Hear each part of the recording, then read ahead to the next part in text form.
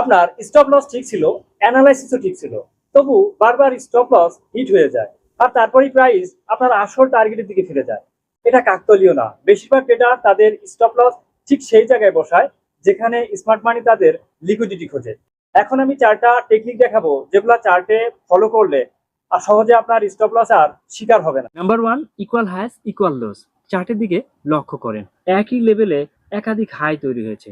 আমরা এগুলাকে ইন্ডিকেট করে দিই, এই একটা, এই একটা, এগুলো হচ্ছে ইকুয়াল হাই। তো অনেক ট্রেডার কি করবে, এখানে সেল অর্ডার এক্সিকিউট করবে, করে তাদের স্টপ লসগুলা এই ইকুয়াল হাইয়ের উপরে রাখবে। তাই এখানে প্রচুর লিকুইডিটি তৈরি হয়। পরবর্তীতে দেখেন স্মার্ট মানি সেই লিকুইডিটিগুলোকে হার্ন করে আবার বিপরীত দিকে চলে গেছে। তাই স্টপ লস এই ইকুয়াল হাইয়ের ঠিক উপরে না রেখে একটু দূরে রাখতে হবে, যেখানে মনে হবে আর লিকুইডিটি নেই। ঠিক এই লেভেলে আপনার স্টপ লস সেট করতে হবে। ইকুয়াল লো এর ক্ষেত্রেও ঠিক একই রকম হবে। Number 2, swing high swing low. অনেকে কি করে, প্রিভিয়াস হাই কিংবা প্রিভিয়াস লো এর নিচেই স্টপ লস রাখে, তাই সেখানে লিকুইডিটি তৈরি হয়। আর স্মার্ট মানি সেই লিকুইডিটি খায়, তারপরে বিপরীত দিকে ফিরে যায়। তাই আমাদের কি করতে হবে, stop loss previous swing high বা সুইং লো এর নিচে না রেখে অর্ডার ব্লকের একটু বাহিরে রাখতে হবে।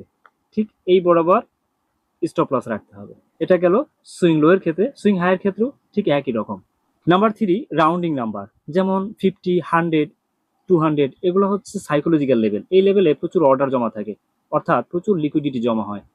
তাই এই লেভেলে কখনোই স্টপ লস বসানো যাবে না। স্টপ লস বসাতে হবে এই লেভেল থেকে 10 পিপস উপরে বা নিচে। অর্থাৎ আপনি যদি 90-তে সেল দেন, স্টপ লস বসাবেন 10-এর উপরে। আর যদি 10-এ বাই দেন, তাহলে স্টপ লস দেবেন 90-এর নিচে, 87, 86 এরকম লেভেলে।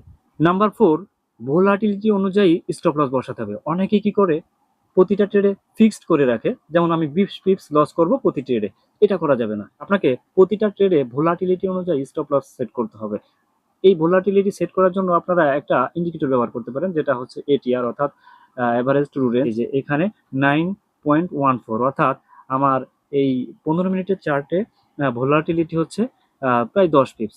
তাই আমাকে স্টপ লস বসাতে হবে মিনিমাম 15-20 পিপসে। ঠিক আছে। আবার যদি টাইম ফ্রেম আপনি চেঞ্জ করে দেখেন, যদি এখানে 4 ঘন্টা সেট করেন, দেখেন এখানে আছে 42 পিপস। ঠিক আছে, 42 পিপস হয়ে গেছে। তা মিনিমাম আপনাকে স্টপ লস সেট করতে হবে 50।